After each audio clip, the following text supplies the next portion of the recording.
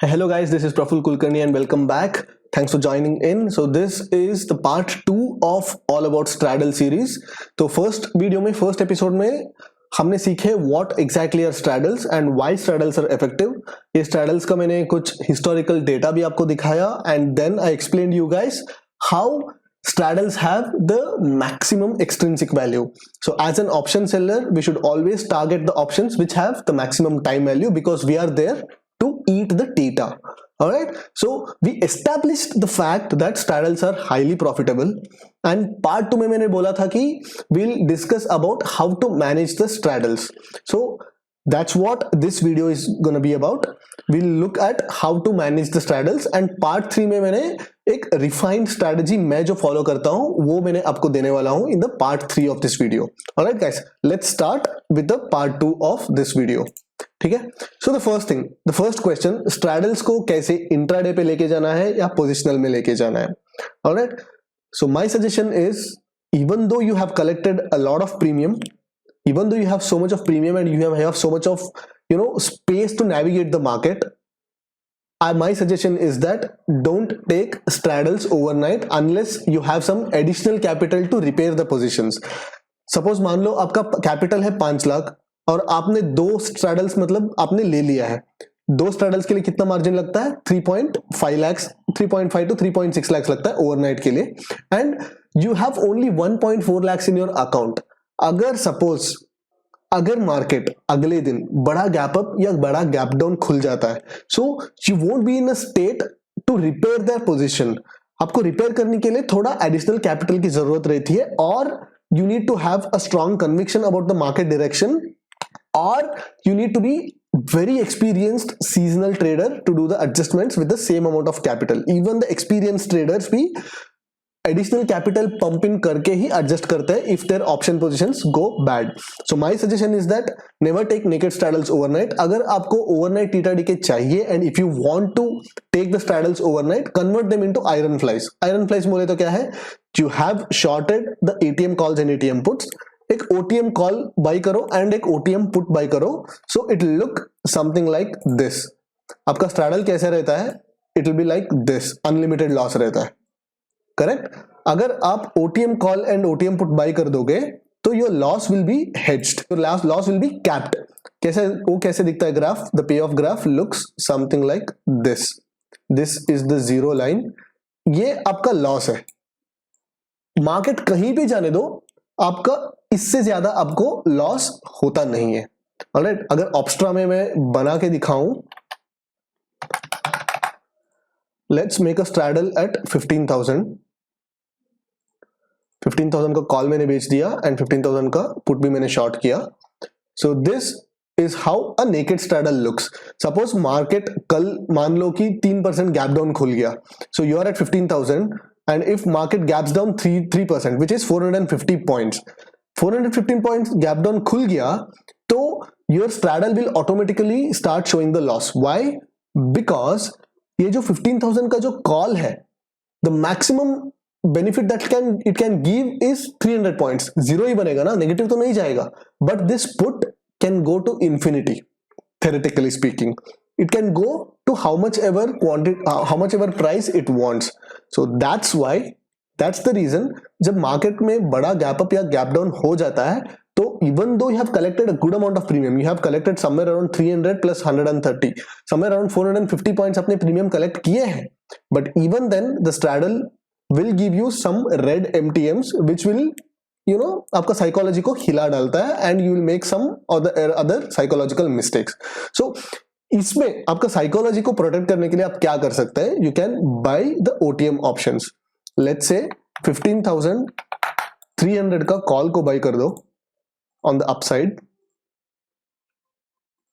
and 14,700 का put को buy कर दो on the downside. So it looks something like this. No matter where the market go, कल अगर मार्केट जीरो भी पहुंच जाएगा ना, your loss will not be more than 4,751. यहाँ पे दिख रहा है ना, that is the maximum loss no matter where the market might go. But अगर मार्केट एग्जैक्टली यहाँ पे जहां पे रहा वहां पे ही रहेगा, तो you will make somewhere around 16,249. And जो प्रोबेबिलिटी ऑफ प्रॉफिट है this is 31%. That doesn't mean that the probability of you making 16,000 और 17,000 is 31%. The probability of you making any amount of money, market ये पूरा जो range में रहने का probability है 31%. ओके, इसका मतलब ये नहीं है कि 31% of the times you will make 16,000. No, you can make 1,000, you can make 1 rupee, you can make 4,000, you can make 8,000, any amount of. The probability of you staying in the green zone is 31%. ठीक है, so that's the thing.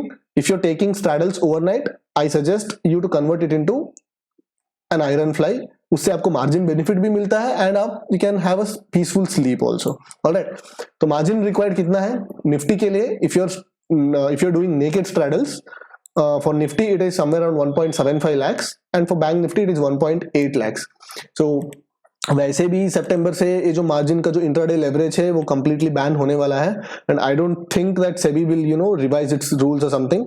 So let's ये मान के चलते हैं कि the worst case scenario, even if you want to deploy a straddle on an intraday basis, you need to have at least 1.8, मान लो 2 lakhs पकड़ लो, you need to have at least 2 lakhs in your capital for one lot of either nifty or bank nifty. ठीक है, तो अभी आते हैं the important aspect of this video. Intraday में straddles को मैनेज कैसे करेंगे? ऑलराइट, तो usually there are 3 ways to manage a straddle.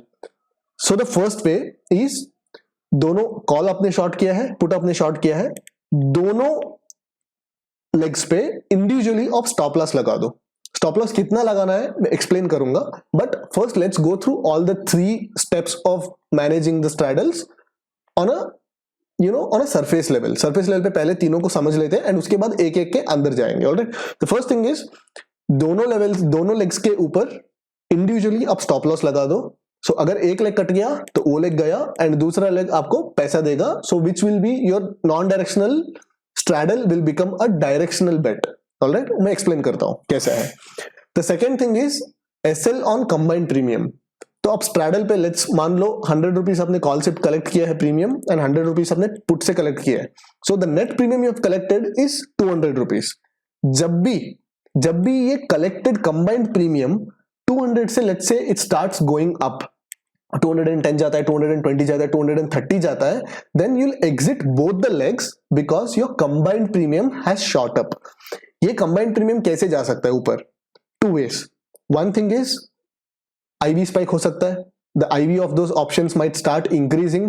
So even though the market hasn't moved anywhere, call का प्राइस भी बढ़ सकता है and put का प्राइस भी बढ़ सकता है. So if you are stuck in an IV price, there is nothing you can do. You can try to average it out. And then you can end up with a good price, or you just have to take a loss based on SL on combined premium. वरना कैसे हो सकता है? The market starts trending in a particular direction, जो let's say market starts going up, put का value है वो गिरता जाएगा, but after some time it won't decay further.